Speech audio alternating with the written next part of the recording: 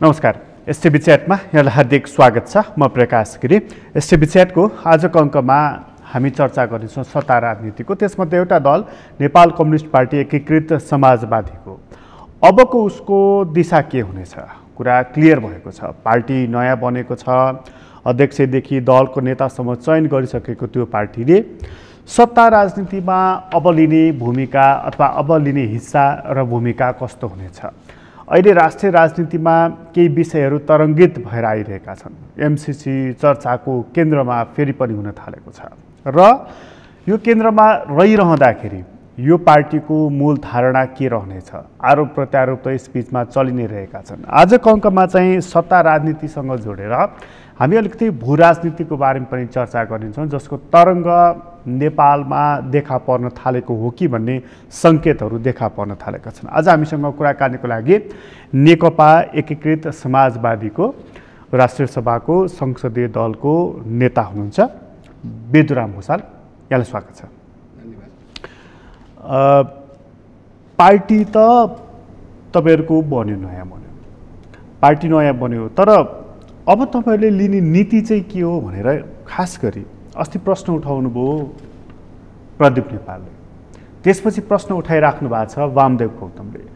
जब चाहिँ माधव नेपालको यो पार्टीले छाड्ने हो भने हामी सामेल हुन सक्दैनौँ, यो छाड्ने कुरामा हाम्रो सहमति छैन भनेर। वास्तवमै तपाईँहरूले जब छाड्दै अगाडि बढ्दै हुनुहुन्छ? होइन, हामीले जब छाडेका छैनौँ।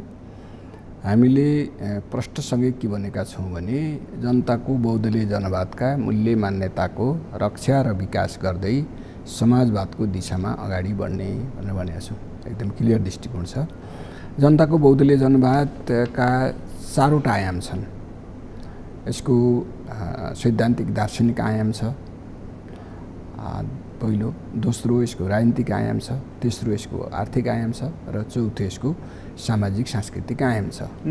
ती कतिपय त्यस आयामभित्रका खास गरी दार्शनिक सैद्धान्तिक दार्शनिक आयामका जुन विषयहरू छन् तिनीहरू हामीले धेरै पछिसम्म पनि समाजवादमा पुग्दासम्म पनि अगालिरहनुपर्ने खालका छन् र तिनीहरूलाई हामीले चाहिँ अगाल्छौँ। राजनीतिक आयामलाई हेर्दाखेरि हामीले चाहिँ गणतन्त्र स्थापनाको माग प्रमुख मागको रूपमा राखेका थियौँ। त्यो जनताको बहुदलीय जनवादले प्रमुख मागको रूपमा राजतन्त्रको अन्त्य र गणतन्त्रको स्थापनाको माग राखेका थियो। त्यो चाहिँ पुरा भइसकेको छ। अब हामीले चाहिँ राजतन्त्रको अन्त्य गणतन्त्रको स्थापना भनेर जानुपर्ने त स्थिति रहेन। त्यो विषय अब बोकिरहनु पर्ने विषय भएन। सामन्तवादी सत्ताको अन्त्य भनिएको थियो, त्यो विषय पनि अब बोकिरहनु पर्ने विषय भएन। आर्थिक क्षेत्रमा पनि सामन्ती तथा दलाल नोकसा पुँजीपति वर्गको शोषण दमन उत्पीडनको अन्त्यको कुरा गरेको छ। त्यसका केही पक्षहरूको चाहिँ अन्त्य हुँदै गइरहेको छ र केही बाँकी छ। त्यसलाई हामीले चाहिँ सामन्तवादका अवशेषहरू छन्, तिनीहरूलाई चाहिँ समूल नष्ट गर्नका निम्ति अगाडि बढ्नुपर्छ भनेर भनेका छौँ। यसको चाहिँ सामाजिक सांस्कृतिक पक्षमा हेर्दाखेरि पुराना अन्धविश्वासी रूढिवादी संस्कार संस्कृतिहरूलाई वैज्ञानिक संस्कार संस्कृतिले विस्थापित गर्नुपर्छ, समाजमा रहेका सबै खाले विभेदहरूको अन्त्य गर्नुपर्छ र समानता कायम गर्नुपर्छ भन्ने कुरा हो। यो चाहिँ अलि पछिसम्म लागिरहनु पर्ने विषय हो नि त्यो काम गर्नका लागि। त्यसरी यो पक्षलाई पनि हामी छोड्दैनौँ। त्यही कारण जनताको बहुदलीय जनवादलाई जस्ताको तस्तै हिजो जे थियो त्यही आज सम्पूर्ण रूपमा बोक्नुपर्ने अवस्था होइन। तर त्यसका कतिपय यस्ता मूल्य मान्यताहरू छन् जो हामीले समाजवादमा पुग्दासम्म पनि समाजवादी चरणसम्म पनि बोकिरहनु पर्ने छन्। सैद्धान्तिक दार्शनिक मान्यताहरू तिनीहरूलाई हामीले बोक्छौँ। हामीले प्रष्ट भनेका छौँ हाम्रो लक्ष्य वैज्ञानिक समाजवाद हो। त्यो समाजवाद लोकतान्त्रिक मूल्य मान्यता सहितको हुनेछ। यो समाजवाद लोकतान्त्रिक मूल्य मान्यता सहितको हुनेछ भन्ने कुरा जनताको बहुदलीय जनवादले ल्याएको कुरा हो। त्यसलाई चाहिँ हामीले अगालेका छौँ। त्यसपछि जनताको बहुदलीय जनवादका 14 विशेषता भनेर जुन चर्चा गरिन्छ, संविधानको सर्वोच्चता, विधिको शासन, आवधिक निर्वाचन, दलीय प्रतिस्पर्धा, यो मानव अधिकार, मौलिक हक, स्वतन्त्र न्यायपालिका आदि, ती सबै कुरालाई हामीले चाहिँ अङ्गीकार गर्ने भनेर प्रष्ट हाम्रो घोषणापत्रमा पनि भनेका छौँ र हाम्रो विधानको प्रस्तावना पनि भनेका छौँ। त्यहाँले जनताको बहुदलीय जनवादका अन्तर्वस्तु जे छन् त्यो पछिसम्म पनि अगाडि रहनुपर्ने विषयहरू तिनीहरू छोड्ने भन्ने कुरै आउँदैन र तिनलाई छोडिएको पनि छैन, छोड्ने कुरा पनि छैन। तर अब हामी चाहिँ हिजो त जति बेला राजतन्त्रात्मक व्यवस्था मुलुकमा भएको बेला जुन यो जनताको बहुदलीय जनवाद नै सबै हो भनेर भनेका थियौँ, त्योभन्दा त अब अलिकति परिस्थितिमा परिवर्तन भएको हुनाले हिजो जब जति कुरा परिकल्पना गरेको थियो त्योभन्दा बढी चाहियो भन्ने बढी चाहियो। तर किन तपाईँले यो मुद्दा यो विषय चाहिँ छाड्दै हुनुहुन्छ, यसको दार्शनिक पक्षले तपाईँले नजरअन्दाज गर्दै हुनुहुन्छ भनेर प्रदीप नेपाल जस्तो चाहिँ खारिएको नेताले किन भन्नुभयो? प्रदीप नेपालले भन्नुभयो कि भन्नु भएन? प्रदीप नेपालले अस्ति बिहान, हिजो छाडी अस्ति बिहान माधव कौँडको घरमा आएर मलाई पार्टी स्कुल विभागको प्रमुख बनाउनुहोस्, म पार्टी स्कुल चलाउँछु भनेर भन्नुभएको छ। यदि यो छोडेको हो म यसमा रहन्न भन्ने भए त उहाँले त्यो माग गर्नुहुने थिएन होला। तर मैले छाडेँ भनेर पनि त उहाँले नै लेख्नु छैन, उहाँले भन्नुभएको छैन। उहाँका नामबाट कतिपय त्यस्ता चाहिँ नि स्ट्याटसहरू लेख्ने गरिएको छ। उहाँले आफूले चाहिँ घरमै आएर माधव कौँडलाई भेटेर ल मलाई चाहिँ यो जिम्मा दिनुहोस् भनेर भन्नुभएको छ। भनेपछि उहाँले अब स्कुल विभागको प्रमुखको रूपमा रहेर काम गर्छु भन्नुभएको छ। उहाँ चाहिँ अलि बिरामी पनि भएको हुनाले कति सम्भव हुन्छ, तर हामीले चाहिँ के सोचिरहेका छौँ भने ठिक छ उहाँलाई प्रमुख राखेर अरू कोही उपप्रमुख भएर सक्रिय हुने खालको नेता राखेर जान सकियो भने त्यो राम्रै हुन्छ भनेर उहाँहरूले तपाईँहरूको साथ छोडेको भन्ने कुरा चाहिँ मिथ्या, गलत हो सुन्नु भएको छैन। वामदेव गौतमले पनि यही कुरा भनिदिनुहुन्छ, जब छाड्ने हो भनेदेखि म माधव नेपालको पार्टीमा कदापि रहन्न भनेर। अनि वामदेव कौँडको अलि फरक खालको कुरा छ। उहाँले चाहिँ एउटा त यो जबजको चाहिँ यो त मार्गदर्शकै सिद्धान्त भनेर जानुपर्छ भन्ने एउटा अडान लिनुभएको छ। हामीले चाहिँ अब समाजवादी चरणमा पुगेपछि त्यसलाई मार्गदर्शक भन्ने कुरा चाहिँ अलि अपुरो हुन्छ कि भन्ने कुरा राखेका छौँ। त्यसका मूल्य मान्यताहरूलाई अँगाल्ने कुरा त सधैँ छ। आज पनि जति सान्दर्भिक छन् त्यसका मूल्य मान्यताहरू, त्यसले अगाडि सारेका मान्यताहरू जति आज सान्दर्भिक छन् तिनीहरूलाई अँगालेर जाने हो। कतिपय असान्दर्भिक भएका विषयहरूलाई छोडेर पनि जानुपर्छ। त्यसो भएर त्यसलाई नि समग्र नमान्दा पनि होला भन्ने हाम्रो धारणा हो। वामदेव कौँडको चाहिँ अब होइन त्यो नै सबै हो भन्ने खालको कुरा छ। त्यसमा अलिकति मूल प्रस्ताव मूल माग जबजवादी नै हुनुपर्छ, एकीकृत समाजवादी पनि भन्ने नै हो कि लुकेको कुरा केही छ? अनि उहाँले यो विषयको साथसाथै अरू पनि केही विषयहरू उठाउनु भएको छ। जस्तो उहाँले चाहिँ प्रत्यक्ष निर्वाचित राष्ट्रपति प्रणालीमा जानुपर्छ भन्नुभएको छ, जो संविधानसँग जोडिएको विषय हो। त्यसै गरिकन पूर्ण समानुपातिक निर्वाचन प्रणाली पनि हुनुपर्छ भनेर पनि भन्नुभएको छ र संहितालाई पनि परिमार्जन गर्नुपर्छ भन्ने विषयहरू पनि उठाउनु भएको छ। अब यी विषयहरू चाहिँ संविधानसँग जोडिएका विषयहरू हुन् एकातर्फ भने, अर्कोतर्फ संविधान निर्माणको बेला पनि उठेर यी विषयहरू उठेका थिए र ती विषयहरूलाई चाहिँ छाडिएको थियो होइन। ती चाहिँ विषयमा अब फेरि हामी प्रवेश गर्ने कुरा चाहिँ उपयुक्त हुँदैन, त्यो विषयमा प्रवेश नगरौँ भन्ने हाम्रो कुरा छ। उहाँले चाहिँ ती सबै विषयहरू राख्नु भएको छ। त्यो एउटा जबजको मात्रै कुरा होइन, उहाँको अरू पनि ती विषयहरू छन्। अब नेकपा एमालेबाट उहाँले लिएका सबै पदहरू राजीनामा दिएर बसिसक्नु भएको छ, कुनै पार्टी जोइन गर्नु भएको छैन। तपाईँहरूसँग संवादमा हुनुहुन्छ उहाँ। अहिलेको तपाईँले जुन भन्नु नि 3-4वटा उहाँले राजनीतिक प्रस्ताव राख्नु भएको छ, जुन चाहिँ संहितादेखि लिएर यो निर्वाचन शासकीय स्वरूप भनौँ न, राष्ट्रपतीय प्रणाली यो कुरा हेर्दाखेरि चाहिँ खास माग वामदेव गौतमको यही नै भन्ने लागिराखेको छ कि मूल कुरा चाहिँ उप प्रधानमन्त्री हुनु पर्यो सरकारमा भन्ने चाहिँ लागिराखेको छ? त्यो कुरा चाहिँ राख्नु भएको छैन उहाँले, पदीय कुरा चाहिँ राख्नु भएको छैन। नराखेको कुरा चाहिँ गर्नु राम्रो हुँदैन। अब लुकेको आशय छ भने त त्यो त प्रकट नभइकन त भन्न सकिएन होइन। सायद त्यो होइन होला मेरो विचारमा। अहिले उहाँले त्यो आशा गर्नुभएको जस्तो। उहाँलाई सरकारमा नेतृत्व गराएर तपाईँहरूको साइडबाट पठाउने कुनै तयारी गर्नु भएको छ? छैन। अहिले हामीले कुनै पनि यो सरकारमा को जाने, कसले नेतृत्व गर्ने भन्ने कुनै पनि कुरा गरेका छैनौँ। अब सरकारमा जाने हो भन्ने निर्णय चाहिँ हामीले गरेका छौँ, जान्छौँ भन्ने निर्णय गरेका छौँ। त्यो निर्णयमा हामीले निर्णय गर्नुभन्दा अगाडि त्यसमा थप को जाने कसरी जाने भन्ने निर्णय गर्नुभन्दा अगाडि मन्त्रालय तय हुनु पर्यो। मन्त्रालयको सङ्ख्या र कुन कुन मन्त्रालय भन्ने पनि तय हुनु पर्यो। त्यो तय भइसकेको छैन।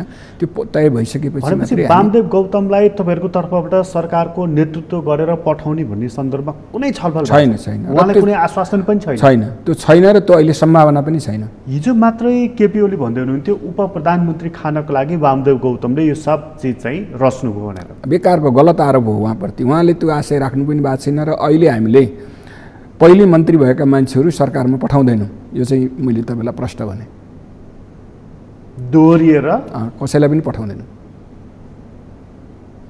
नयाँ साथीहरू जाने हो। तपाईँहरूकोमा त मन्त्री हुनको लागि भनेरै केपी ओलीको साइडबाट तपाईँहरूको साइडमा आएका कतिपय मानिसहरू भनेर सार्वजनिक रूपमा बजारमा चर्चा छ। अब ती गात साथीहरूको कुरा छ, अब त्यसमा हामी छलफल गर्दैछौँ। त्यस्तो त्यो छोटो समय भएको साथी कुनै दोहोरिनु भयो भने अलग कुरा हो, नत्र भने लामो समय सरकारमा बसेर काम गरिसक्यो। यद्यपि हामीसँग त्यस्तो साथीहरूको सङ्ख्या पनि कमै छ। त्यस्तो साथीहरू हामी चाहिँ जस्तो अब वामदेव कुमारकै कुरा भयो, मुकुन्द कुमारले हुनुहुन्छ, अरू केही साथीहरू हुनुहुन्छ, उहाँहरू जाने मनस्थितिमा पनि हुनुहुन्न, हामी पठाउने मनस्थितिमा पनि छैनौँ। यति भनौँ दोहोरिएर मन्त्री भइसकेका मान्छेहरू दोहोरिएर तपाईँहरूको तर्फबाट मन्त्री हुँदैनन्, अपवाद बाहेक। अपवाद चाहिँ कस्तोलाई?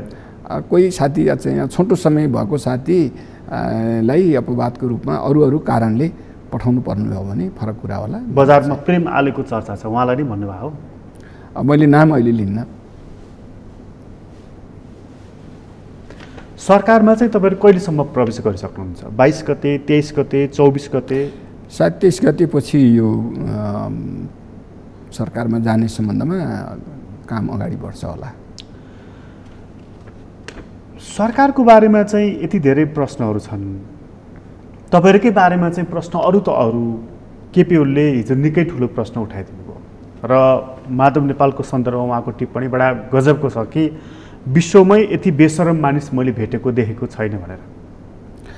जो मान्छे आफूले कुनै लाज घिन शरम केही मान्दैन, जो कुनै विचारको सीमामा बस्दैन, जो कुनै नैतिकताको सीमामा बस्दैन, जो कुनै आचरणको सीमामा बस्दैन, जो कुनै सभ्यताको सीमामा बस्दैन, त्यस्तो मान्छेले उठाएको प्रश्नमा छलफल गर्नु आवश्यक छैन भन्ने लाग्छ मलाई। सरकार ढालिदिएकोमा चाहिँ अत्यन्त आक्रोशित हुनुहुँदो रहेछ र उहाँ भनिदिनुहुन्छ कि एउटा वाम सरकार ढालेर दक्षिणपट्टि सरकार बनाउने अनि यसलाई अग्रगमन भन्ने, आफै बसेको खाट भाँच्ने, यो उहाँको चाहिँ आरोप जस्ताको तस्तै मैले तपाईँको सामने राखिदिएको होइन। आफू बस्न नपाउँदा कुर्सी भाँच्छु भनेको त उहाँले नै हो नि। त्यो कुर्सी भाँच्न खोज्दाखेरि अरूले खोसिदिए, त्यही जोडी भइगयो नि। किन चलाउन नसकेको त्यो सरकार? किन पार्टी चलाउन नसकेको? त्यत्रो पार्टी त्यो दुईटै बहुमतलाई संरक्षण गर्न किन नसकेको? त्यसको जवाफ दिनु पर्दैन? अरूलाई आरोप लगाएर उम्किन पाइन्छ? इतिहासले त यो खोल्ला नि।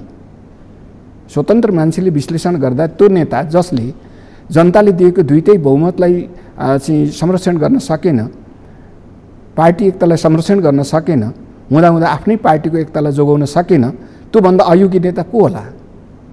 एउटा निष्पक्ष मान्छेले निष्पक्ष ढङ्गले समीक्षा गर्दा त्यो मान्छेलाई भन्दा अयोग्य अरू कसलाई भन्ला? म त इतिहासको विद्यार्थी हुँ। इतिहासमा त यस्तै हुन्छ। जसले गर्न सकेन, जसले आफ्नो जिम्मेवारी पुरा गर्न सकेन, जसले आफ्नो शक्तिलाई बचाउन सकेन, त्यो नै सबैभन्दा चाहिँ अयोग्य मान्छे मानिन्छ इतिहासमा। इतिहासमा तपाईँहरूको नाम पनि स्वर्ण अक्षरले त लेखिने छैन नि। नलेखेला। पार्टी विभाजन गरेको, हामीले पनि जिम्मेवारी सरकार ढालेको, आफ्नै अध्यक्षमाथि नाना थरी नाना भाँतीका आरोपहरू लगाएको, यी कुराहरू त लेखिएन होइन। हामीले त यस्तो लोकतन्त्र ल्याएका हौँ जहाँ आफ्नैले पनि गल्ती गर्यो भने सजाय दिनुपर्छ भनेर ल्याएको। लोकतान्त्रिक व्यवस्था भनेको व्यक्तिले मनपरी गर्न पाउने व्यवस्था त होइन नि। लोकतान्त्रिक व्यवस्था भनेको त व्यक्ति जब अनियन्त्रित हुन्छ, व्यक्ति जब अराजक हुन्छ, व्यक्ति जब चाहिँ स्वेच्छाचारी हुन्छ, त्यो बेला नियन्त्रण गर्न पाउनुपर्छ भन्ने होइन र लोकतन्त्रमा? त्यही हो नि, त्यही गरे हो नि। गलत बाटोमा गएको नेतालाई नियन्त्रणमा राख्नुपर्छ भन्ने नै हो। मार्क्सवादी सिद्धान्त पनि त्यही हो, लोकतान्त्रिक मान्यता पनि त्यही हो। त्यसअनुसार हामी अगाडि बढेका। तपाईँहरूले केपी ओलीलाई स्वेच्छाचारी अहङ्कारी भन्नुभयो, उहाँले तपाईँहरूले चाहिँ दक्षिणपन्थी सरकार निर्माण गर्नुभयो, वामपन्थी सरकार ढालेर भनिदिनुहुन्छ। अहिले तपाईँहरू हिँडिरहेको बाटो अग्रगमनको हो कि दक्षिणपन्थको पश्चगामी बाटो हो? यो लोकतन्त्र ल्याउनका निम्ति सङ्घर्ष गरेका शक्तिहरूको बिचको सहकार्य हो। अहिले हामीले प्रष्ट हेरौँ, यो सहकार्य 2047 सालमा पनि हामीले गरेका थियौँ। यो सहकार्य 2062-63 सालमा पनि हामीले गरेका थियौँ। क्रान्तिका उपलब्धिहरूलाई, परिवर्तनका उपलब्धिहरूलाई जोगाउनका निम्ति यो सहकार्य आवश्यकता पर्यो र हामीले गऱ्यौँ। त्यस कारणले विगतमा गर्दाखेरि चाहिँ क्रान्तिकारी हुने उहाँ त त्यस्तो मान्छे हो जसले चाहिँ हामी नेपाल कम्युनिस्ट पार्टी, एमाले, नेपाली काङ्ग्रेस, नेकपा माओवादी लगायतले चाहिँ मिलेर प्रतिगमन फालौँ भन्दाखेरि यो आन्दोलन चाहिँ ठेलागाडा चढेर अमेरिका पुग्ने जस्तो हो भनेर त्यो आन्दोलनको विरोध गर्नुभएको मान्छे होइन र उहाँ। अनि उहाँ चाहिँ त्यो क्रान्तिकारी पक्षलाई त जहिले पनि उहाँले चाहिँ नकारात्मक ढङ्गले हेर्नुहुन्छ। तर अहिले पनि उहाँ गणतन्त्रवादी त हो नि, कसरी हुन सक्नु? यो संविधान मान्नुभएको छ, यो संविधानको शपथ खाएर 3.5 वर्ष प्रधानमन्त्री हुनुभयो, अहिले पनि प्रतिनिधि सभाको सदस्य हुनुहुन्छ, त उहाँ गणतन्त्रवादी नभएको हो? प्रतिनिधि सभाको सदस्य त अरू मान्छे पनि छन्, गणतन्त्रका विरोधी शक्तिहरू पनि चुनेर आएका छन् केही सङ्ख्यामा, त्यो छुट्टै कुरा हो। प्रतिनिधि सभाको सदस्य हुँदैमा गणतन्त्रवादी भइदैन। जुन मान्छेले यो गणतान्त्रिक व्यवस्थालाई समाप्त पार्नका निम्ति संविधान अन्तर्गत कसरी हुनुहुन्छ केपी? तर यो संविधानको रक्षा गर्छु भनेर शपथ त खानुभयो, तर रक्षा त गर्नु भएन। यसलाई तहस नहस पार्नका निम्ति उहाँले दुईचोटि प्रतिनिधि सभाको विघटन गर्नुभयो, जसलाई सर्वोच्च अदालतले असंवैधानिक भनिदियो। संविधान विपरीत काम गर्ने मान्छे संविधानको रक्षा कसरी हुन सक्छ? तपाईहरुलाई परमादेशको भन्दै हुनुहुन्छ उहाँहरू। परमादेशबाट ल्याएको सरकार र त्यो सरकार चाहिँ चलाउनको लागि वाम सरकार ढालेको भन्दै हुनुहुन्छ उहाँहरू। त्यो ल्याउने परिस्थिति कसले सिर्जना गर्यो? अदालतले तपाईहरुलाई बनाइदिएको होइन। पहिले त केपी ओलीले त्यहाँ अदालतमा नपठाए भए हुन्थ्यो नि, किन पठाएको उहाँले? अदालतमा पुग्ने वातावरण किन सिर्जना गरेको उहाँले? उहाँलाई मनपरी गर्नका निम्ति दिएको हो र जिम्मा? उहाँले त यो संविधान अन्तर्गत बसेर काम गर्नुहोस् भनेर जिम्मा पाउनुभएको हो। पार्टी सञ्चालनको जिम्मा पनि पार्टीको विधान अन्तर्गत रहेर काम गर्नुहोस् भनेर पाउनुभएको हो। जो पार्टीको विधान अनुसार चल्दैन, जो राज्यको संविधान अनुसार चल्दैन, त्यस्तो मान्छेलाई नियन्त्रण गर्दाखेरि त्यो सही दिशामा लानका निम्ति प्रयत्न गर्दाखेरि जब यो संविधानका विपरीत नै संविधान असंवैधानिक ढङ्गले प्रतिनिधि सभाको विघटन गरेर मुद्दा अदालतमा पुग्यो, त अदालतले फैसला गर्यो।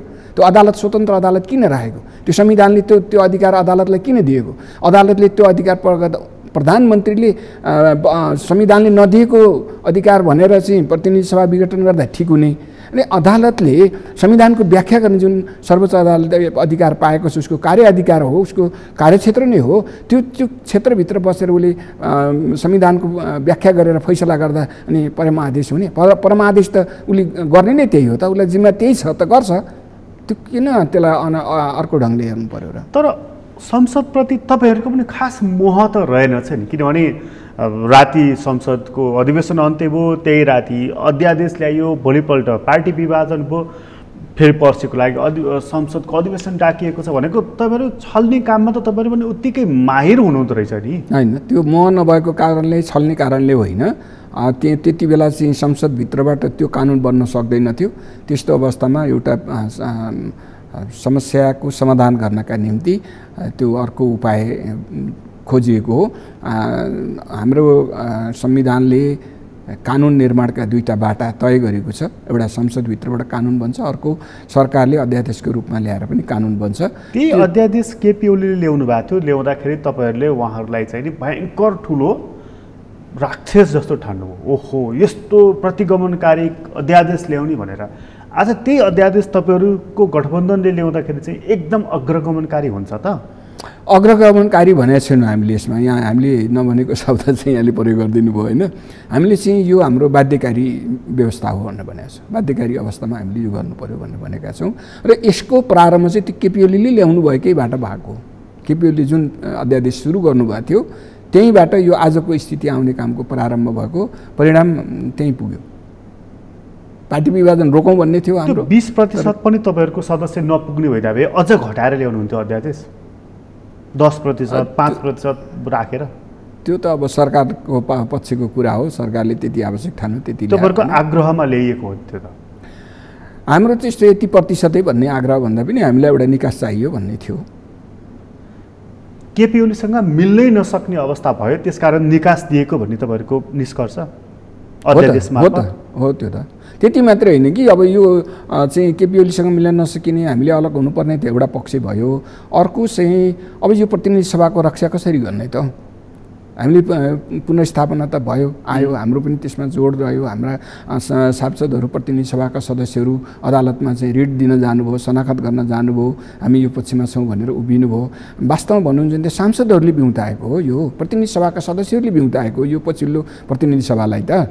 सांसदहरूको आदेश हो वास्तवमा भन्नुहुन्छ भने त्यो परमादेश भन्दा पनि अदालतमा गएर बहुमत सांसदहरूले हामी यहाँ चाहिँ यो प्रतिनिधि सभा बचाउन र प्रधानमन्त्रीको उम्मेदवार फलानु पेश गर्छौँ, फलानुलाई प्रधानमन्त्री बनाएर सरकार बनाएर अगाडि बढ्न काम गर्न तयार छौँ, त्यस कारणले अदालतले यसमा चाहिँ सहयोग गरोस् भनेर गएको न हो। त्यसो हुँदाखेरि यो चाहिँ प्रतिनिधि सभाका सदस्यहरूले नै प्रतिनिधि सभा बचाएको हुन्। केही प्रतिनिधि सभाको सदस्यहरूले भन्नु पर्यो, अनि त्यो बहुमत सदस्यहरू जो गए उनीहरूले संसद जगाउनु पर्यो भनेर हस्ताक्षर गरेकाहरू पनि त अहिले केपी ओलीको पक्षमा लाग्नु भयो नि। त्यसो लाग्नेहरूले त गल्ती गर्नुभएको छ। उहाँहरूले त्यो चाहिँ नैतिक हिसाबले पनि उहाँहरूले त्यसो गर्नुहुने थिएन, राजनीतिक हिसाबले पनि त्यसो गर्नुहुने थिएन। त्यो चाहिँ उहाँले अब बेठिक काम गर्नुभयो भन्ने मलाई लाग्छ। त्यो एउटा पक्ष भयो। तर अहिले पनि बहुमत प्रतिनिधि सभाका बहुमत सदस्यहरू जो अदालतमा पुगेर प्रतिनिधि सभालाई बचाउनका निम्ति पहल गर्नुभएको थियो उहाँहरू त्यसको पक्षमै हुनुहुन्छ र त्यसलाई हामी पूर्ण कार्यकालसम्म बचाउन चाहन्छौँ। प्रतिनिधि सभालाई पूर्ण कार्यकालसम्म बचाउनका निम्ति हामीले चाहिँ त्यहाँ भूमिका खेल्नुपर्ने भयो। त्यो भूमिका खेल्नलाई त अब केपीले कारवाही गरेर हटाइदिन थालेपछि त हामीले त त्यसको निम्ति प्रतिनिधि सभाको रक्षाका निम्ति पनि आफ्नो पनि रक्षा गर्नुपर्ने भयो। अब यही भदौको 23 गतेबाट संसदको अर्को अधिवेशन आरम्भ हुन्छ। राष्ट्रपतिले त्यो आह्वान गरिसक्नु भएको छ। यही अधिवेशनबाट नै एमसिसी पनि पास भएर टुङ्गो लाग्छ। अब एमसिसीको बारेमा पत्राचार भएको छ, अब सार्वजनिकै भएको छ होइन। त्यो पत्रको जवाब कस्तो आउँछ त्यसका आधारमा पास हुने नहुने भन्ने कुरा होला। यदि एमसिसीलाई सरकारले जुन 10-11वटा बुँदा राखेर अमेरिकालाई प्रश्न गरेको छ, उसले चाहिँ होइन त्यो आइपिएस अन्तर्गतको होइन, ठिक हो हामीले जे गऱ्यौँ ठिकै छ भन्यो भनेदेखि पास हुन्छ। त्यो होइन, हामीलाई चित्त बुझ्दो खालको जवाफ हुनु पऱ्यो। त्यो होइन भन्ने सामान्य हिसाबले भनेर मात्रै होइन, के आधारमा होइन भन्ने कुरा हुनु पऱ्यो। अरू पनि जुन प्रश्नहरू छन् ती प्रश्नहरूको चित्त बुझ्दो खालको जवाफ आयो र हामी स्पष्ट भयौँ भने त अब यस्ता सम्झौताहरू धेरै अरू पनि सम्झौताहरू हामीले अहिले तपाईँहरूको गठबन्धनलाई र यो सरकारलाई चाहिँ यो एमसिसी पास गर्नको लागि अमेरिकाले दबाब दिइराखेको छ। त्यस्तो त होइन होला, त्यस्तो हो जस्तो लाग्दैन मलाई। यो फास्ट ट्र्याकमा यो प्रस्ताव किन अगाडि जाँदैछ? अनि स्वभावैले यसको म्याद सकिँदैछ, म्याद सकिँदै गयो भएको हुनाले के गर्ने भन्ने त हुने नै भयो होइन। तर चाहिँ अब त्यस्तो दबाबे दिएको भन्ने त मलाई लाग्दैन। मतलब यो फेल भयो भनेदेखि चाहिँ नि अथवा यसलाई फेल नगरौँ भन्ने चाहिँ तपाईँहरूको गठबन्धनको आशय हो? यसलाई चाहिँ यो आइसकेको नै एउटा सम्झौता भइसकेको जुन चाहिँ विषय हो त्यो त अन्तर्राष्ट्रिय सम्बन्धका हिसाबले अरू हिसाबले पनि सरकार भनेको निरन्तर अविच्छिन्न उत्तराधिकारवाला संस्था भएको हुनाले विगतका सरकारले गरेका कामलाई पनि अगाडि बढाउनु पर्ने भएको हुनाले यी सबै सन्दर्भमा यसलाई जस्ताको तस्तै पारित गर्न सकिँदैन। तर यसलाई परिमार्जन गरेर जान सकिन्छ भने त्यो कोसिस गरौँ भन्ने अर्थमा कतिपय विवादित विषयहरू जुन थिए ती विवादित विषयमा अमेरिकाको धारणा के हो त्यो पहिला स्पष्ट गर्न भनौँ। त्यो स्पष्ट गरिसकेपछि अब कस्तो हुन्छ त्यही अनुसार अगाडि जाउँला भन्ने हिसाबले यो प्रयास गरिएको हो। भनेपछि संसदमा एउटा सङ्कल्प प्रस्ताव आउँदैछ, त्यसपछि यो पास हुनेछ भनेर चर्चा छ होइन। पहिला त त्यो प्रश्नहरूको जवाफ आउनु पर्यो, त्यो जवाफ नआउँदै त केही पनि हुँदैन। यो गठबन्धनले मात्रै पास गरेर यो पास हुन्छ कि यसमा एउटा राष्ट्रिय सहमतिको खोजी गर्नु छ तपाईँहरू? यस्तो विषयमा राष्ट्रिय सहमतिको खोजी गर्नु नै राम्रो हो। त्यो पहल त पक्कै पनि हुन्छ। अब केपी ओलीजीहरू हिजो यसलाई जसरी पनि पास गर्नुपर्छ भनेर लाग्नु भएको थियो, समर्थन गर्नुहुने होला उहाँहरूले त। हामीले हो बरु चाहिँ नि यो गर्न हुँदैन भनेको त आज उहाँहरू भन्नुहुन्छ प्रस्ताव ल्याएर त देखाउनुहोस् भन्नुहुन्छ उहाँहरू। ठिक छ, त्यो भन्नुहुन्छ के गर्नुहुन्छ हेरौँला नि त। उहाँका राजनीतिक चरित्र पनि कस्ता हुँदो रहेछ देखिने छ। हामीले चाहिँ परिमार्जन गरेर मात्रै गर्ने नै भनेका छौँ अहिले पनि। त्यसका निम्ति ती प्रश्नहरू पठाइएको छ स्पष्टताका निम्ति। स्पष्टता कसरी आउँछ स्पष्टीकरण भनौँ। आजदेखि नै तपाईँहरूलाई प्रश्न गर्न थालिएको छ। हिजो चाहिँ नि एमसिसी पास गरौँ भन्दाखेरि अनेक खालका लान्छनाहरू लाउने, अनेक खालका त्यसमा चाहिँ खोटहरू देखाउने, आज चाहिँ सरक्क पास गरौँ भनेर लिएर आउने, हेरौँला उहाँहरूको राष्ट्रवादिता हामी हेरौँला भन्दै हुनुहुन्छ। होइन, यो प्रश्नमा त हामीले सरक्क पास गरौँ भनेर भनेनौँ नि। नभनेको कुरा चाहिँ गर्नुको त के अर्थ हुन्छ र? हिजो पनि हामीले चाहिँ के भनेको थियौँ भने यसलाई परिमार्जन गरेर मात्रै पास गर्नुपर्छ भनेको थियौँ। त्योभन्दा अर्को कुरा भनेको थिएनौँ। अझ हाम्रो नेकपाको हिसाबले हेर्ने हो भने जति बेला नेकपा थियो त्यति बेला झलनाथ कमरेडको नेतृत्वमा एउटा कार्यदल बनेको थियो, यहाँहरूलाई थाहा छ होइन? त्यो कार्यदलले चाहिँ यसलाई परिमार्जन गरेर पास गर्नुपर्छ भन्ने रिपोर्ट दिएको छ। रिपोर्टै त्यही हो। होइन त्यो परिमार्जन गर्ने कुरामा अहिले पनि हामी चाहिँ स्थिर छौँ। त्यो रिपोर्टमा जुन जुन कुरामा खोट देखाइएको थियो नि 5-6वटा बुँदामा यो संशोधन नगरिकन सम्भव छैन भनेर आज पनि त्यसमा अडिग हुनुहुन्छ कि? तिनै बुँदामा त अहिले सोधेर पठाइएको छ, तिनै बुँदामा स्पष्ट हुनु पर्यो। यो एमसिसी पास गर्ने सन्दर्भमा चाहिँ अब तपाईँहरू केपी ओलीसँग पनि संवाद गरेर पास गरौँ त कमरेड भनेर छलफल गर्नुहुन्छ? होइन, यो चाहिँ त म फेरि दोहोऱ्याएर भन्न चाहन्छु, पहिले के आउँछ हामीले उठाएका मुद्दामा त्यो कुरा नआइकन हामी के गर्छौँ भन्ने कुरामै छैन, जाने कुरै छैन। पहिलो कुरा चाहिँ अमेरिकाले जवाफ के दिन्छ त्यसमा भर पर्छ। त्यो जवाब चित्तबुद्धो आयो, हामी स्पष्ट भयौँ, अब यति भएपछि हुन्छ भन्ने भयो भने त्यसपछि पास गर्ने प्रक्रियामा जाने होला। त्यो प्रक्रियामा जाँदाखेरि कसरी जाने, के गर्ने, त्यसपछि हुने कुरा हो। पहिले त त्यो स्पष्ट हुनु पर्यो। यो बाहिरको माहौल पनि तपाईँले हेरिराख्नु भएको नि, एमसिसी नामै सुन्न नचाहिरहेको एउटा माहौल छ नि। अनि त्यो माहौल हामीले नै सिर्जना गऱ्यौँ होइन? हामीले यो चाहिँ यस्तो यस्तो यस्तो यस्तो यहाँ चाहिँ समस्या छ, यो छ यो छ, त्यसो भएर यो अहिले गर्न मिल्दैन भनेर हामी बोलेर हिँडेका छौँ। त्यसले नि बने माहौल बनाउने कुरामा त्यसको त निश्चय पनि प्रभावकारी भूमिका छ। पार्टीका नेताहरूले चाहिँ नि बोलेरै यो सार्वजनिक भएर त्यो माहौल बन्दै गएको होइन र आज त्यो जनजनमा पुगेको छ र जनजनमा एउटा छाप के परेको छ भने एमसिसी पास भयो भने अमेरिकी फौज बुट बजार्दै काठमाडौँको सडकमा आइपुग्छ भनेर त्यही आउने नआउने कुराको त हामीले स्पष्टता खोजिरहेका छौँ होइन। त्यसमा कतिपय त्यस्ता आशंकाका विषयहरू जुन छन् ती आशंका मेटाउने गरी प्रश्नसँग यो चाहिँ नेपालको हित अनुकूल छ भन्ने हिसाबले कुराहरू स्पष्ट भयो भने अब ठिक छ, यति भएपछि अब यसलाई लिएर जाउँ भन्ने होला होइन, त्यो गर्न सकिएला। त्यसो हुन सकेन भने त हामीले हिजोदेखि जे भनेका छौँ यो जस्ताको तस्तै पास गर्दा हाम्रो हितमा छैन, नगरौँ भनेर भनेका छौँ, हामी त्यसमै अडिन्छौँ। त्यसमा अडिनुहुन्छ। यो चाहिँ एमसिसीको पक्ष हो। अड्केर बसेको बिआरआईको पक्ष पनि छ। अघिल्लो सरकारले प्रोसेस अगाडि बढायो तर त्यसमा ठोस काम भएन भनेर प्रश्नहरू छन्। त्यो चाहिँ के हुन्छ? त्यो त काम अगाडि बढाउनुपर्छ। बिआरआईसँग त कुनै त्यस्तो राष्ट्रियता, हाम्रो राष्ट्रिय हित अहितको कुरा छैन। त्यो चाहिँ नि हाम्रा निम्ति सहयोगी नै छ भनेर बिआरआई कार्यान्वयनको सम्झौता कमरेड प्रचण्ड प्रधानमन्त्री भएको बेलामा गरिएको हो मेरो सम्झना अनुसार। त्यसले गर्दाखेरि त्यसलाई अगाडि बढाउने कुरामा त अब हामी सबै लाग्छौँ होला। भनेपछि बिआरआई र केही अस्पष्ट रहेका मुद्दाहरूलाई टुङ्गो लगाएर एमसिसी दुवै चिज अगाडि लैजाने पक्षमा हुनुहुन्छ तपाईँहरू? अनि हामी पहिलेदेखि नै जुन पक्षमा थियौँ अहिले पनि त्यही हो, नयाँ कुरा केही पनि होइन। बिआरआईको पक्षमा कुनै विवादै होइन नेपालमा, खालि काम अगाडि बढेन। किन बढेन यो अघिल्लो सरकारले किन गरेन, एमसिसीतिर बढी किन जोड दियो, बिआरआईमा किन चाहिँ नि त्यसले ध्यान दिएन, यो प्रश्न चाहिँ छ। हामीले त बिआरआईको काम अगाडि बढाउनुपर्छ भनेर पहिलेदेखि भन्दै आएका हौँ। यसमा अरू दलहरूको त्यस्तो विरोध भएन, कुनै पनि दलको, नेपालका कुनै पनि राजनीतिक दलको विरोध भएको मलाई चाहिँ थाहा छैन बिआरआईको सन्दर्भमा। त्यसलाई बढीभन्दा बढी नेपाली हितमा कसरी प्रयोग गर्न सकिन्छ भन्ने कुरा होला, त्यसको निम्ति प्रयास गर्ने कुरा होला। त्योभन्दा बढी चाहिँ त्यहाँ राष्ट्रको हित अहित हुने कुनै पक्ष छ भन्ने त अहिलेसम्म कसैले भनेको छैन बिआरआईको सन्दर्भमा। एमसिसीको सन्दर्भमा चाहिँ कतिपय प्रावधानहरूले भोलि हाम्रो राष्ट्र हितमा घात गर्छ कि भन्ने भएको हुनाले त्यो चाहिँ अलिक विवादित भएको हो। त्यसमा चाहिँ अब हाम्रो राष्ट्रिय हितमा कतै पनि घात हुँदैन भन्ने कुरा स्पष्ट भएपछि मात्रै जान सकिने हो। त्यो भएन भने जान अप्ठ्यारो हुन्छ। बिआरआईको सन्दर्भमा त कुनै समस्या छैन। समस्या चाहिँ भारतसँग देखियो। एमसिसीको र बिआरआईको कुरा गऱ्यौँ हामीले, अलिकति भारतको कुरा गऱ्यौँ। समस्या चाहिँ ट्विन काटेर हाम्रो नेपाली नागरिक बेपत्ता पारेको रिपोर्ट पनि आयो, अब त गृहले तयार पारेको छ। त्यसमा एसएसबीको दोष छ भनेर उसले भनि नै हाल्यो। अब स्ट्यान्ड लिनुपर्ने छ सरकारले कमिटी गठन गर्छ चीनसँगको सीमा विवादको बारेमा। यो चाहिँ अलिक नबुझेको प्रश्न भयो। तपाईँले गठबन्धनमा छलफल गर्नुभएको छ नि, यो कस्तो खालको रोग कता छ, उपचार कता हुँदैछ भनेर सोध्नु भएको छैन? यसमा त्यति धेरै छलफल भएको छैन।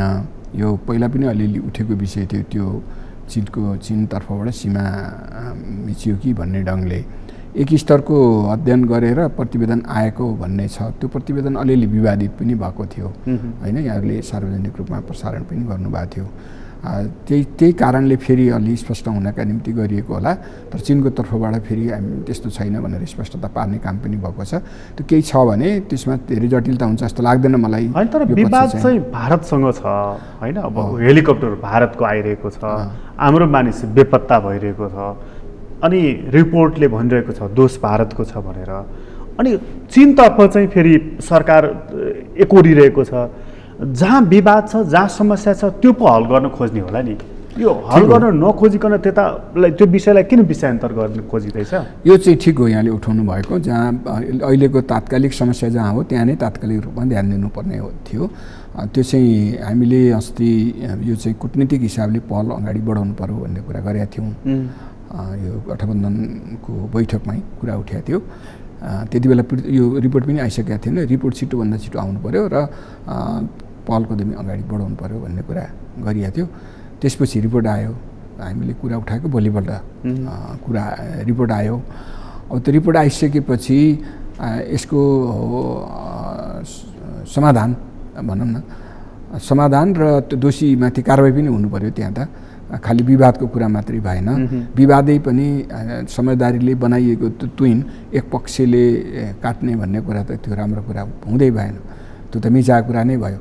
अब त्यस्तो खालको व्यवहार किन गरियो भन्ने एउटा प्रश्न भयो। अर्को त्यहाँ जुन चाहिँ ज्यान नै क्षति भएको छ एकजनाको, त्यो धेरै गम्भीर विषय छ।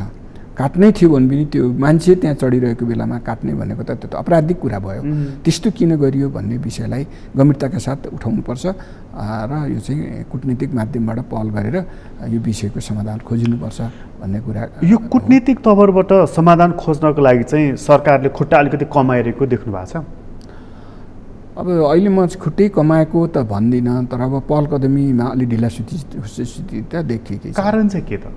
यो मैले बुझ्न सकेको छैन किन हो त्यसो गरेको। गठबन्धनले राम्ररी ब्याकअप नदिएर हो कि प्रधानमन्त्रीलाई?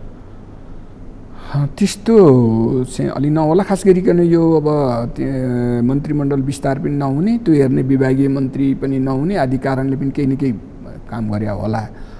तर यो सिधै प्रधानमन्त्रीले गर्नुभए पनि हुने विषय हो। प्रधानमन्त्रीले सिधै हटलाइनमा फोन पनि त गर्न सक्नुहुन्थ्यो। त्यो गर्दा राम्रो हुने हो। भनेपछि प्रधानमन्त्रीले अलिकति हिम्मत जुटाइराख्नु भएको छैन। अनि यसरी दोष त म दिन चाहन्न, तर अब किन अलि त्यो तदारुकता देखिएको छैन यो चाहिँ अलि मलाई पनि संशय छ।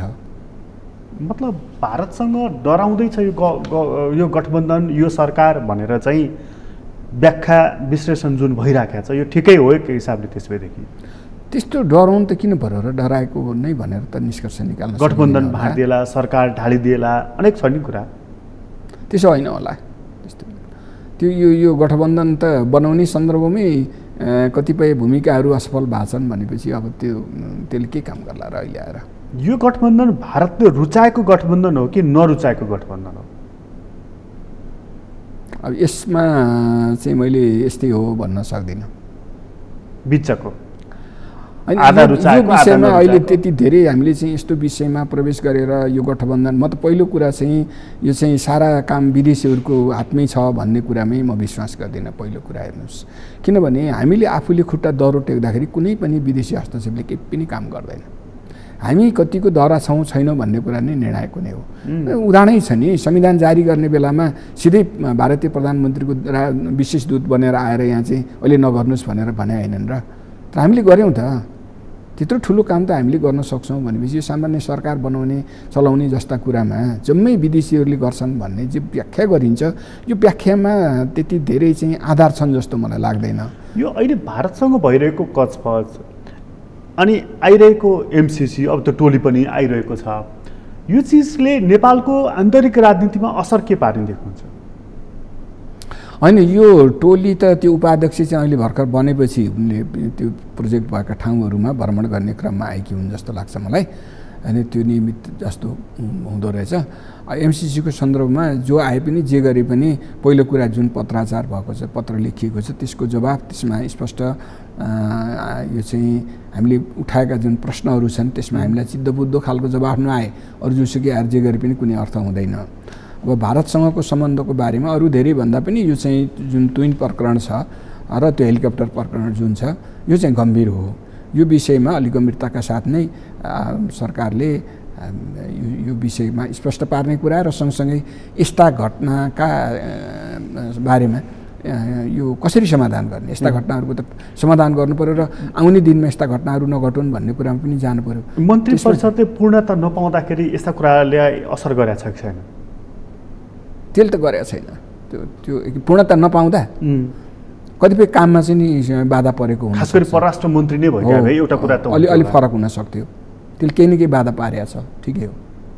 त्यस मानेमा चाहिँ तपाईँहरू जुन गठबन्धनकारी शक्तिहरू हुनुहुन्छ नि, मन्त्रीहरू दिनको लागि ढिलाइ गरिएको अथवा तपाईँ एकजुन भन्नुहुन्छ मन्त्रालय बाँडफाँड, मन्त्रीहरूको टुङ्गो शपथ, यो जुन ढिलाइ भइरहेको छ नि, त्यस मानेमा चाहिँ नि दोष तपाईँहरूको पनि रह्यो नि, प्रधानमन्त्रीको सँगसँगै तपाईँहरूको पनि रह्यो। होइन, हामीले प्रधानमन्त्रीलाई के भनेको थियौँ भने तपाईँले मन्त्रीमण्डल बनाउनुहोस्, हामी जति बेला आउने हुन्छौँ त्यति बेला पुनर्गठन गरे पनि त हुन्छ भनेर सुरुमै भनेका थियौँ होइन।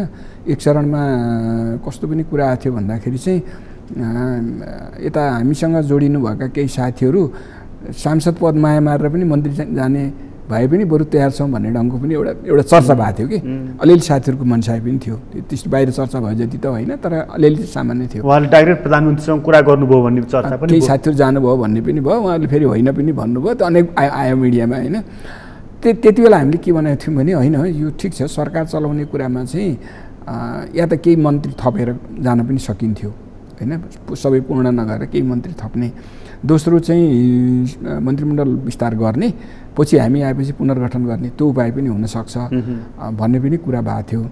तर अब के कारणले हो त्यसरी जान सकेन, मन्त्रीमण्डल विस्तार हुने कुरामा अलि ढिलाइ नै भयो। त्यो ढिलाइ भएको कारणले अवश्य नै काममा बाधा त परेकै होला, किन नपर्नु। अघि तपाईँले भनिहाल्नु 22-23 गतिपछि यसले एउटा आकार लिन्छ भनेर, त्योभन्दा ढिला गर्नुहुन्न होला तपाईँले, हामी यति अपेक्षा गरौँ। त्यहाँबाट गइसकेपछि चाहिँ यो बजेट जुन अध्यादेशबाट ल्याइएको छ त्यसलाई प्रतिस्थापन गर्नुहुन्छ? अब त्यहाँ के अरे अध्यादेश चाहिँ पेस भइसकेको हुनाले त्यसको दुईवटा बाटो हुन्छ। एउटा चाहिँ त्यसको म्याद जुन 60 दिनको हुन्छ, पेस भएपछि 60 दिनभित्र पास भएन भने त्यो स्वतः निष्क्रिय हुन्छ। त्यो भित्र चाहिँ प्रतिस्थापन विधेयक लगेर पारित गर्नुपर्छ। अध्यादेश त्यहाँ पेस भइसकेपछि त बाटो त प्रतिस्थापन विधेयक लाने नै हो बाटो, अर्को बाटो छैन। यदि चाहिँ 30 दिनभित्र 60 दिनभित्र त्यो अध्यादेशलाई प्रतिस्थापन गरिएन भने त्यो अवस्थामा फेरि अर्को बजेट ल्याउनुपर्छ। त्यो दुईवटा बाटा छन्। यो 60 दिन सायद 29 गति पुग्छ होला जस्तो लाग्छ मलाई, 29 गति या 30 गति पुग्छ होइन। त्यो भित्र चाहिँ प्रतिस्थापन विधेयक ल्याएर पारित गरियो भने त्यो पारित हुने भयो, सकिहाल्यो। तपाईँ जान खोजेको चाहिँ कता हो? अर्कै बजेट अहिले त प्रतिस्थापनकै कुरा छ, अहिले त प्रतिस्थापनकै कुरा छ। अर्को त गर्नै पाइँदैन। हाउस बोलाइसकेपछि त प्रतिस्थापन विधेयक ल्याउनै पर्छ। अध्यादेश अब त्यहाँ पेस भएको छ भनेपछि कि त त्यो 60 दिनपछिसम्म कुरेर बस्नु पर्थ्यो त्यसको म्याद सक्नलाई, त्यसपछि मात्रै अर्को बाटोमा जान सकिन्थ्यो। अर्को अध्यादेश या अर्को चाहिँ नि संसदमा बजेट प्रस्तुत गर्ने बाटो हो। त जब अब हाउस बोलाइयो भनिसकेपछि त अब त्यसको एउटै बाटो प्रतिस्थापन विधेयक ल्याउनुपर्छ। अब त्यो पास हुन सकेन भने त्यस्तो अवस्थामा अर्को बजेट ल्याउनुपर्ने हुन्छ। यो चाहिँ अबकै संसदबाट एक प्रक्रिया पुरा हुनेछन्। त्यसै पनि अर्को दुईवटा बाटो हुनसक्छ। एकदम फेरि चाहिँ के छ भने बजेट भनेको त एक दिन पनि खाली रहन मिलेन।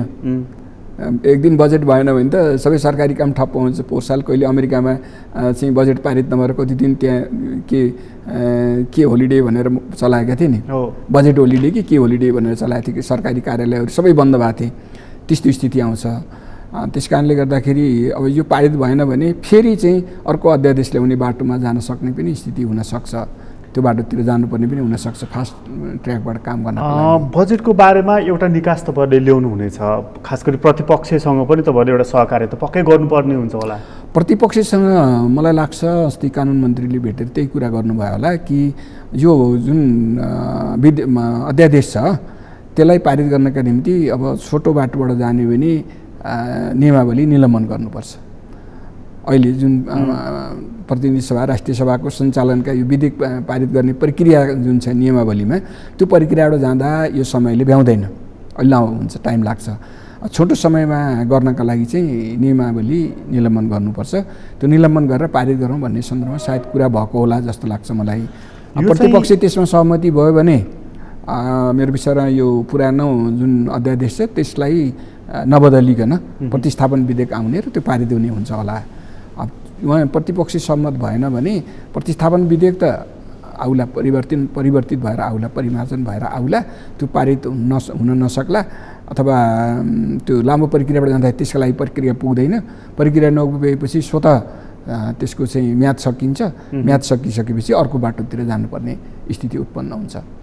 यो चाहिँ केन्द्रीय संसदको बजेट सम्बन्धी कुरा गरेँ। अलिकति लफडा छ तपाईँहरूलाई प्रदेशको, खास गरी प्रदेश 1 र 3 को नयाँ सरकार बनेको छ त्यहाँ, र दुवैजना मुख्यमन्त्री चाहिँ हिजो तपाईँहरूसँग नजिक रहेका साथीहरू हुनुहुन्छ। खास गरी अष्टलक्ष्मी साक्य त तपाईँहरूले प्रस्तावै गरेको व्यक्ति, भीम आचार्य पनि तपाईँहरूले प्रस्तावै गरेको व्यक्ति।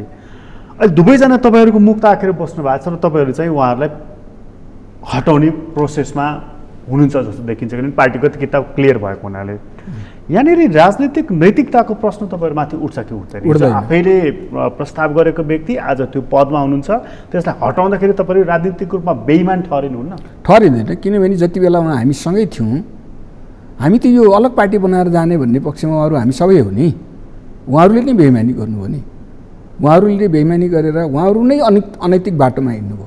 के भन्नुहुन्छ आज? केपी ओलीलाई हिजो प्रतिगामी भन्नुभयो, उहाँले समेत हामी सबैले भन्यो भने आज प्रतिगामी हो कि अग्रगामी हो? उहाँहरू यो चाहिँ भन्दै हुनुहुन्छ कि माधव नेपालसँग अलग पार्टी बनाउने कुरामा हामी सहमत थियौँ। त्यो चैत्र 4 र 5 गतिको बेला हामीले अलग पार्टी बनाउनका निम्ति नै गऱ्यौँ। उहाँहरू समेतको चाहिँ नि हामी सबैको साझा निर्णय हो त्यो। त्यसपछि हामीले चाहिँ निरन्तर रूपमा त्यो बाटोमा अगाडि बढेको। एकता भयो भने हुन्छ, भएन भने हामी अलग बनाएर जान्छौँ भनेर भन्यो। दुईटा पार्टी त हामीले चाहिँ त्यहाँ हाम्रा समर्थक साथीहरूलाई दर्ता गर्नै लगाएको छौँ नि निर्वाचन आयोगमा। यदि कानुनी प्रक्रियाले भोलि झन्झट भएर चाहिँ हाम्रो दल दर्ता हुन सकेन भने, किनभने हामी चाहिँ एकताको बाटोमा गइरहेछौँ, पहिले दर्ता गर्न मिलेन, एकताकै निम्ति पहल गरौँ भन्ने भयो। तर एकता हुँदै भएन र अन्तिममा चाहिँ चुनावमा जानुपर्ने भन्दै चुनाव घोषणा भएपछि निर्वाचन आयोगले दल दर्ता गर्दैन। त्यस्तो अवस्थामा हामीले पहिले दर्ता गरेर राखेनौँ भने हामी अप्ठ्यारोमा पर्न सक्छौँ भनेर हाम्रो साझा निष्कर्षबाट चाहिँ दल दर्ता गर्न साथीहरूलाई लगाएको हो। कसले गर्नुभयो त्यो दर्ता? दुईवटा दल दर्ता भएको छन् त, नेकपा एकीकृत र नेकपा लोकतान्त्रिक भन्ने सार्वजनिकै छ नि। त्यो त साथीहरूलाई गर्न लगाएको हामीले सबैको साझा निष्कर्षबाट। किन त उहाँहरू चाहिँ हामी पार्टी विभाजनको पक्षमा थिएनौँ, माधव नेपालले धोका दिनुभयो किन? त्यहीँनिर उहाँहरूले बेइमानी गर्नुभएको छ। त्यस कारणले हामीलाई चाहिँ उहाँहरूलाई हटाउँदाखेरि कुनै अराजनीतिक कुरा हुँदैन, अनैतिक कुरा हुँदैन। हामी चाहिँ जब पार्टी नै फरक भइसक्यो भने अर्को पार्टीको मान्छे हामी बोकेर किन हिँड्छौँ? भनेपछि अष्टलक्ष्मी साक्यलाई, भीम आचार्यलाई तपाईँहरू बोकेर हिँड्नुहुन्न? बिल्कुल हिँड्दैनौँ, किनभने त्यस्ता मान्छे त अरू पनि त कति छन् नि। केपीतिर रहनुभएका अरू थुप्रै साथीहरू त्यस्ता मान्छे हुनुहुन्छ नि। हिजोदेखि चाहिँ हामीसँग सँगै सङ्घर्ष गरेर आएका साथीहरू। जब पार्टी अलग अलग भयो भने उहाँहरूसँग हाम्रो व्यक्तिगत सम्बन्ध होला, पार्टीगत सम्बन्ध त माधव नेपालसँग सहमति लिएरै मुख्यमन्त्री हुनुभयो नि। माधव नेपालसँग म जाँदैछु के गरौँ भन्नुभयो, उहाँले सोध्नुभयो। माधव नेपालले तपाईँ जानुहोस् तर पछि हामी सँगै हुनुपर्छ भन्नुभएको छ। प्रष्ट एउटै वाक्य छ। भीम आचार्य उहाँको निवासमै पुग्नु भएको थियो। निवासमा पुग्नुभयो तर त्यो केही पनि कुरा भएन। उहाँले जान्छु पनि भन्नु भएन, सुझाव पनि माग्नु भएन, केही पनि भन्नु भएन। यो अरू पार्टी एकतासित जोडिएको, अलग भएर नजाउँ, एकता गरौँ, के कुरा गर्नुभयो। त्यो सरकार सम्बन्धी कुनै कुरा भनेपछि अष्टलक्ष्मी साक्यलाई सहमति चाहिँ दिएको, तर सँगै रहने शर्तमा। सँगै रहे अहिले पनि ठिक छ, त्यो शर्त पालना गरिन्छ। सँगै नरहे त हुँदैन त। अहिले पनि अष्टलक्ष्मी तपाईँहरूतर्फ आउनुभयो भने उहाँलाई तपाईँहरूले समर्थन गर्नु? हामी तर्फै आएपछि त, हाम्रो पार्टीमै आएपछि त हामीले चाहिँ उहाँलाई हिजैदेखि अगाडि सारेको मान्छे हो, उहाँप्रति हामी नेगेटिभ किन हुन्छौँ र? हुनुपर्ने केही आवश्यकता छ। तर एक हिसाबले अर्को हिसाबले सोच्ने हो भने यी 9 जना साथीहरूले किन छाडे होला नि हामीलाई भन्ने कुरा बारेमा पनि तपाईँहरूले मूल्याङ्कन त गर्नुपर्छ नि। मूल्याङ्कन गरेका छौँ होइन, र हाम्रो उहाँहरूलाई प्रश्न छ कि तपाईँहरू केपी ओलीलाई प्रतिगामी भन्नुहुन्छ कि अग्रगामी भन्नुहुन्छ? तपाईँहरू केपी ओलीलाई राष्ट्रवादी भन्नुहुन्छ कि राष्ट्रघाती भन्नुहुन्छ? किन यो त हामीले सबै भनेका छौँ। र तपाईँहरू केपी ओलीलाई लोकतन्त्रवादी भन्नुहुन्छ कि निरङ्कुश तानाशाह भन्नुहुन्छ? हिजो उहाँहरूले भन्नुभएको हो नि, होइन? सबैले भने हो नि हामीले। त हामी हिजो जे भनेको थियो त्यही अडानमा छौँ। उहाँहरू ती सबै अडान छोडेर हिँड्नुभयो। किन हिँड्नुभयो त्यो त उहाँहरूले जवाफ दिने कुरा हो। उहाँले किन हिँड्नुभयो भन्दाखेरि पार्टी बचाउनको लागि हिँड्नुभयो। गलत कुरा हो, के गरेर बन्छ पार्टी? एमालेको चरित्र छ त्यहाँ केपी ओलीमा। एमालेको चरित्र भनेको चाहिँ विचारको विविधतालाई स्वीकार गर्ने हो। स्वीकार गर्नुहुन्छ केपी ओलीले? उहाँका जिम्मेवारी Z2 पुऱ्याएँ भन्नुभयो, दिनुभयो। ऊ भीमरावलाई चाहिँ नि त्यहाँ इन्चार्ज बनाउनु भयो। त लेखराज भट्ट म हुँ इन्चार्ज भनेर गइसक्नु भयो त। योगेश भट्टराई प्रवक्ता भनेर एक दिन प्रचार गरियो, अर्को दिन प्रदीप गैँयालीको नामबाट निस्क्यो र के हो भन्दाखेरि कहाँ योगेशलाई बनाएको र भनेर भनिसक्नु भयो उहाँले। हिजो अस्ति भनिसक्नु अब यो 2 गतिको रटान लगाएर हुँदैन, जिम्मेवारी बाँड्ने कुरा मेरो जिम्मा हो अथवा मेरो हातमा छ भनेर केपी ओलीले भनिसक्नु भयो। उहाँहरूले भनेको ठाउँमा पुगे केपी ओली। अनि केपी ओलीलाई के भन्नुहुन्छ उहाँहरूले? निरङ्कुश भन्नुहुन्छ कि लोकतन्त्रवादी एकदम चाहिँ नि सबैलाई समेटेर लिएर जाने सबैको मान्ने नेता भन्नुहुन्छ कि के भन्नुहुन्छ? उहाँहरूसँग हाम्रो प्रश्न छ, अरू त केही पनि छैन। भनेको ती 9 जना साथीहरूले धोका पाउनुहुनेछ फेरि पनि त्यहाँ? बिल्कुल धोका त पाइसक्नु भयो, पाउनु हुने छैन, पाइसक्नु। पदसँग उहाँहरूले त्यति सरकार राख्नु भने पनि भन्न सकियो।